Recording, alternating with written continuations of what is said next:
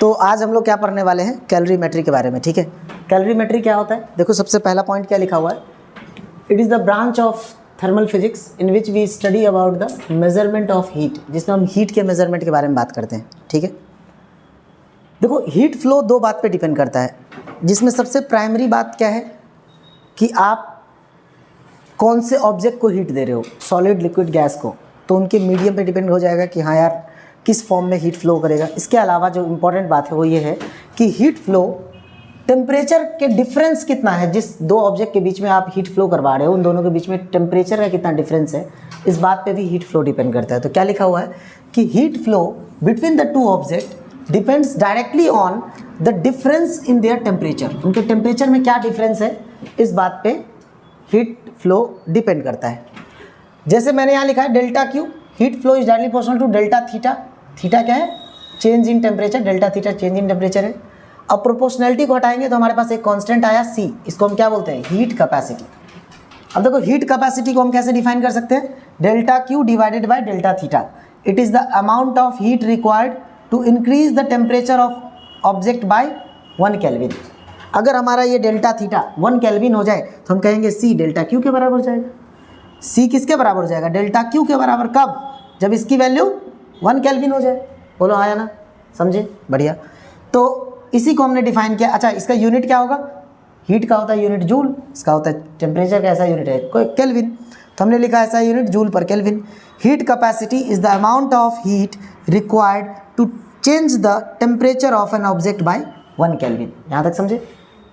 अब देखो मेरे पास लेट्स से हमारे पास ये दो ऑब्जेक्ट है। एक ऑब्जेक्ट ये है जिसका मान लेते हैं मास है 10 किलो और इसकी इनिशियल टेम्परेचर है 20 डिग्री सेल्सियस। इसको मुझे कुछ हीट देना है जिसके कारण इसका टेम्परेचर क्या हो जाए? चेंज हो जाए 21 degree Celsius, 1 degree Celsius change करना है। और मेरे पास एक दूसरा ऑब्जेक्ट है सेम मटेरियल का जिसका वजन है मान लो 30 किलो का और टेम्परेचर सेम है 20 डिग्री सेल्सियस पे। इसको भी हीट देके इसका भी टेम्परेचर 21 डिग्री सेल्सियस करना है। क्या लगता है तुमको? इसको मैंने कहा ये Q1, तो क्या लगता है इसमें सेम टेम्परेचर सेम हीट देना पड़ेगा क्या? नहीं, है ना। इसको भले ही देखो मटेरियल सेम है लेकिन मास अलग अलग होने के कारण same amount of temperature increase करने के लिए भी हमें अलग हीट देना पड़ेगा। तो आखिर ऐसा क्या हो गया कि हीट अलग अलग देना पड़ा? तो यही चीज़ समझना है कि हीट जो कैपेसिटी होता है, हीट कैपेसिटी अलग अलग होता है किसी भी एक मटेरियल का भी और अलग अलग मटेरियल का भी। हीट कैपेसिटी और किस बात पे डिपेंड करता है कि जिसको भी आप हीट दे रहे हो उसकी मास कितना है ना। समझ पा रहे हो? तो यहाँ क्या लिखा हुआ है ये देखो कि heat capacity of an object directly depends on their mass. Clear है? हीट कैपेसिटी किस बात पे डिपेंड करता है कि आप जिस ऑब्जेक्ट को हीट कर रहे हो, जिस ऑब्जेक्ट का टेम्परेचर आप बढ़ा रहे हो, उसका मास कितना है। अगर उसका मास ज़्यादा है तो ऑब्वियस सी बात है उसको आपको ज़्यादा हीट देना पड़ेगा। तो हमने कहा कि C directly proportional to M। फिर से वही बात देखो, अगर प्रोपोर्शनैलिटी हम हटाएंगे तो एक कांस्टेंट आएगा। ये कांस्टेंट को हम क्या बोलते हैं? S हमने जान के लिखा। बहुत सारे किताब में अलग अलग वे से स्पेसिफिक हीट कैपेसिटी को रिप्रेजेंट किया जाता है।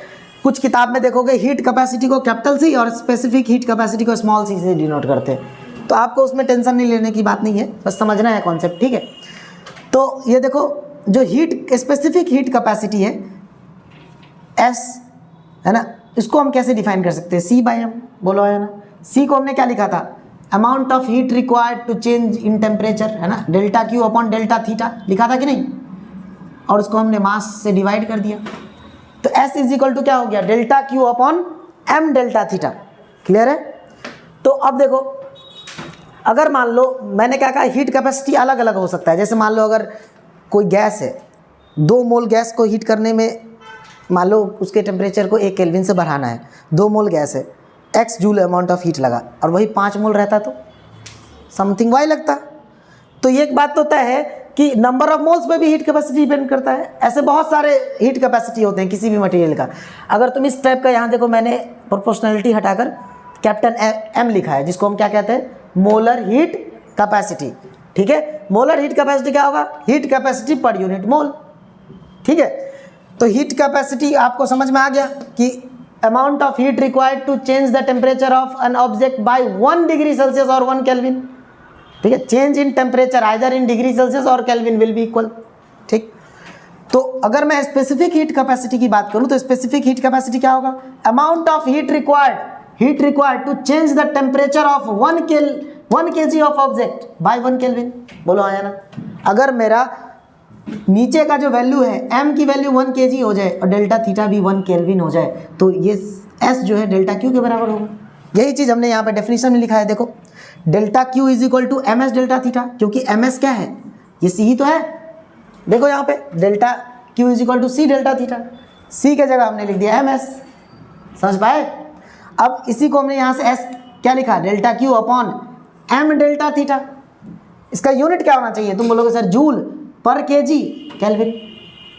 ठीक है, तो इसका डेफिनेशन क्या कहता है? It is the amount of heat required to increase the temperature of 1 kg of substance by 1 kelvin. यहाँ तक समझे?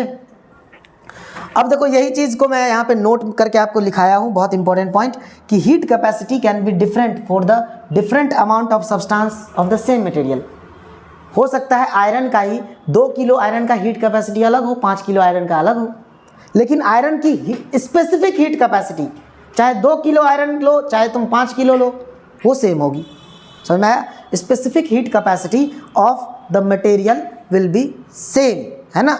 It is irrespective of their amount और देयर मास. क्लियर है? ठीक है, अब हम आगे देखेंगे. चलो ऑफ करो इसको.